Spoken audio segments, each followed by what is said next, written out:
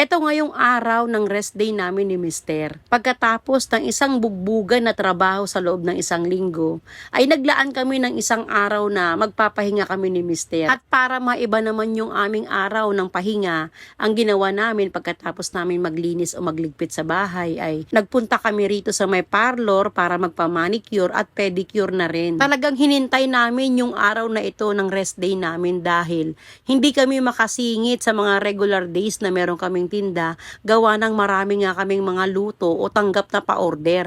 Sobrang busy at wala kaming lugar para magpalinis ng mga kuko. At pagkatapos nga namin dito sa parlor ni Mister, ay nagpunta kami rito sa may masarap na kapihan pero mahal, Mars. Kung iisipin mo, 'di ba? Pwede ka namang mag 3-in-1 kung gusto mong magkape.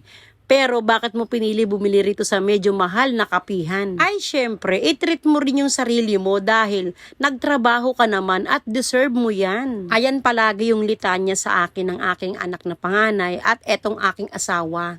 Kaya lang mga Mars, ang problema ko dahil natikman ko na at nasarapan ako, hinahanap naman siya ng mga cravings ko, di ba? Isipin mo yan, napakamahal ng aking cravings. Gusto ang kape ay Starbucks. At habang kami ay nagkakape ni Mister, ay inaantay naman namin yung oras ng schedule namin ni Mister para magpamasahe sa katawan. Sa sobrang sipag nga namin ni Mister, ay hindi maiiwasan na masakit talaga yung aming buong katawan. Magbula sa mga daliri sa kamay hanggang sa pinakadaliri ng mga paa. At first time namin magpunta rito ni Mister sa may Rabay, sa may Gente de Leon, Valenzuela. Yung pinakasuki rito ay yung anak namin na panganay. At matagal niya na akong inaaya na dito kami magpamasads. Pero sa mga oras na ito ay hindi namin kasama yung aming anak dahil nasa trabaho pa. Pero siya yung kumuha ng reservation para sa amin. Yung kinuha namin na package dito ay yung merong bentosa. Ang sabi ng aking anak ay mga baso daw yun na nilalagay sa likuran at nilalagyan ng apoy. Napaka-relaxing nga ng lugar dito at feeling ko ay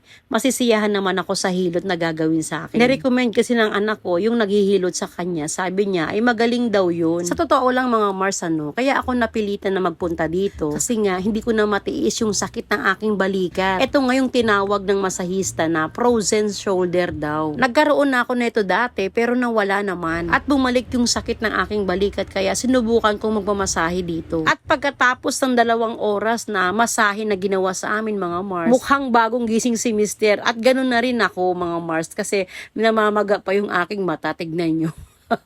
At meron silang ino-offer na tea pagkatapos mong masahiin. At pagkatapos namin dito ni Mister ay pauwi na rin kami sa bahay. Sobrang nakakagaan ng pakaramdam at nakaka-relax ng katawan pagkatapos namin masahiin ni Mister. Salamat po sa panonood!